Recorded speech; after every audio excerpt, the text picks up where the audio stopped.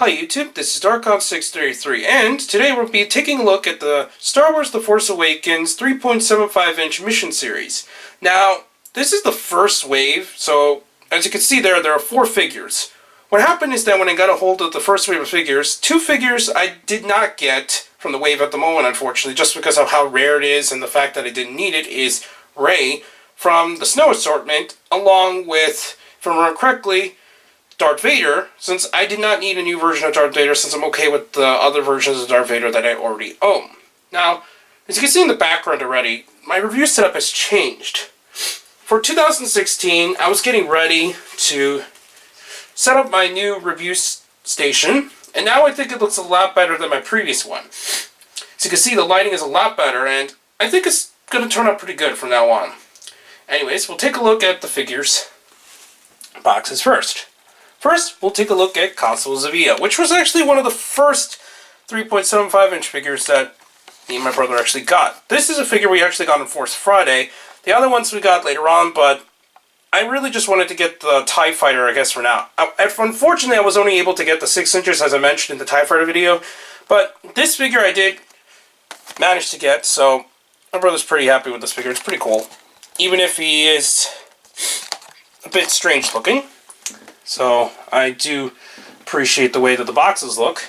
We'll take a look at the fin box now, which I have to admit, Hasbro's design team did a really nice job on the box designs.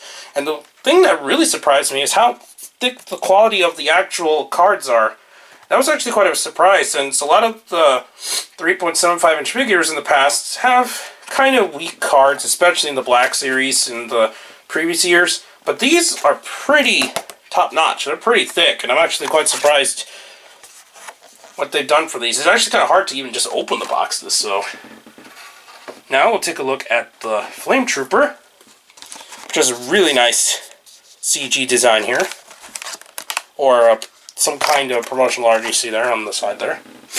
And then we'll take a look at the Stormtrooper from the first wave.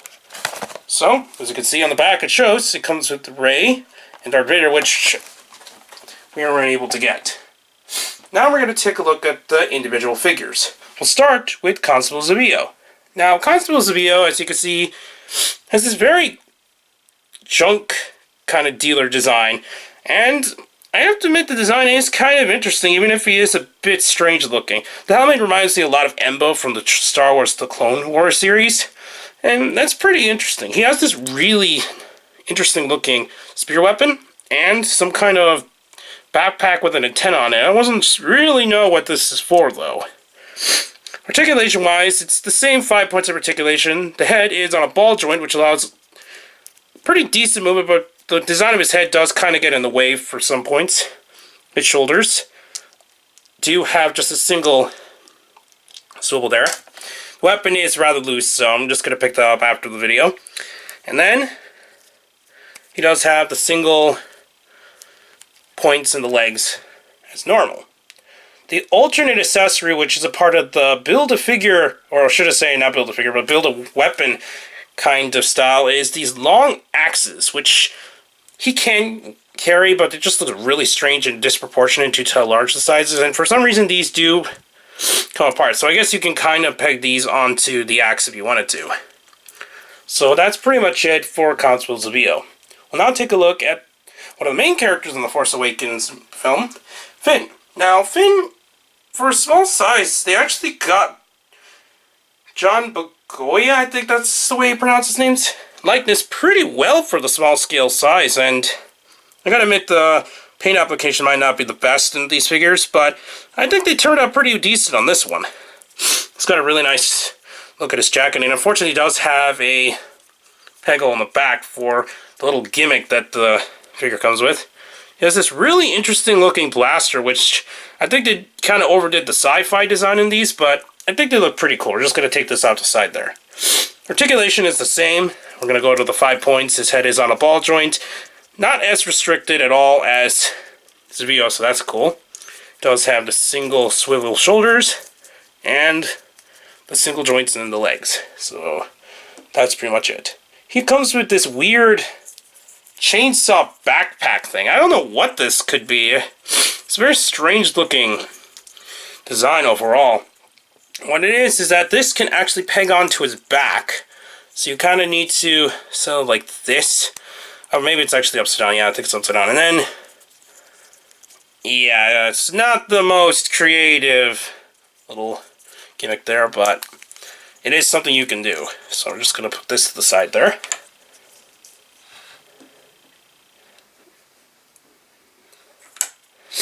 Now, we'll take a look at the Flametrooper, which is actually one of my most favorites of this part, this part of the wave. And the peg likes to pop off quite a bit. It's got a very sleek design, and I really enjoy the look of the Flametrooper in this film. This head is on a ball joint, which allows movement as normal.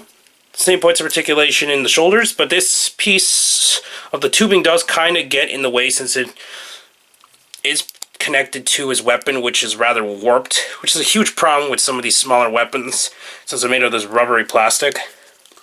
It's got a really nice, the tubes for the flamethrower, so that's really cool. Articulation as normal is pretty much the same all you're gonna get. And then it's kind of in a dynamic pose, unfortunately.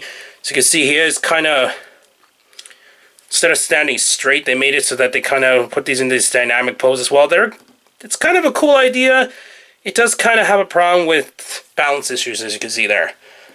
What he comes with is this weird shield-looking thing, which actually isn't the worst-looking part in the wave, actually, since it can actually be held as a regular shield, and I think it works okay for the character that it actually comes with. So as you can see, it does give it a little bit more armory, so it's not the worst-looking weapon out there. Take this off. And now, we'll take a look at the standard grunt of the film. Sorry, Finn fell. He's also got the dynamic pose problem, so he does have a slight stability issues.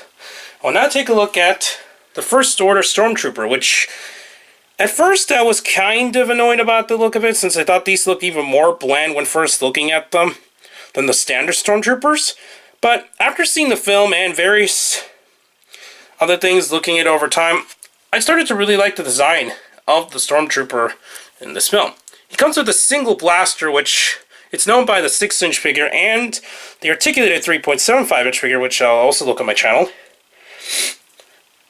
So it is missing technically a second weapon, but this version of the figure does not come with it. Neither does the repack in the later wave, but it does come with at least a pretty decently painted blaster, so I do give him some merits for that.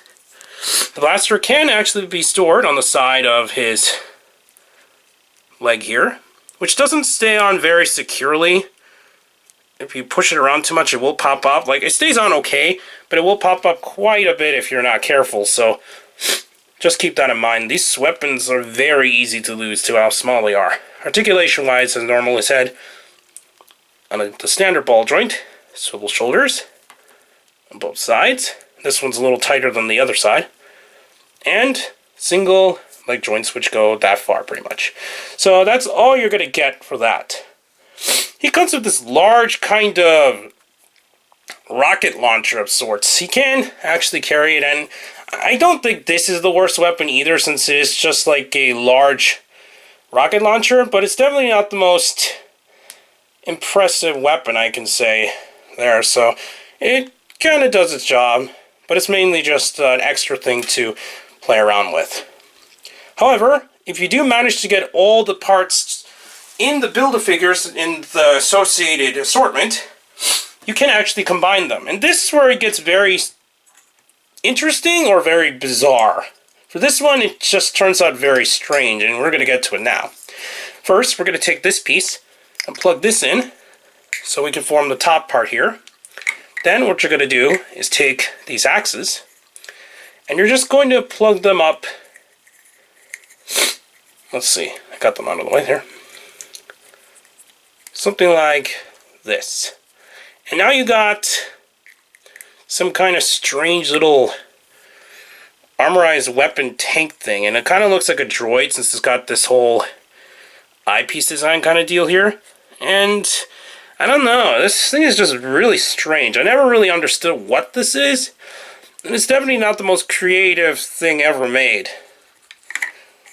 This piece is supposed to connect to the little probe droid kind of design that came with Darth Vader, and another piece that came with Rey, but since I don't own them, this is pretty much all there is to there anyways.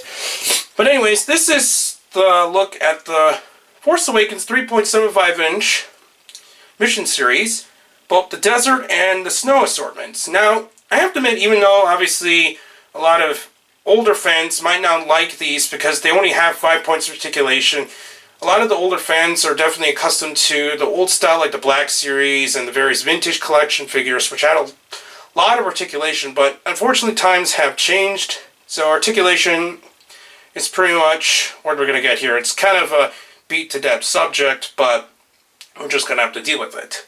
But anyways, I still think these are pretty cool figures, and I still recommend them for those who collect Star Wars figures in general, either an adult or a child who's also into Star Wars. But anyways, please comment, subscribe, and check out Hirotaku and the Gideon blog.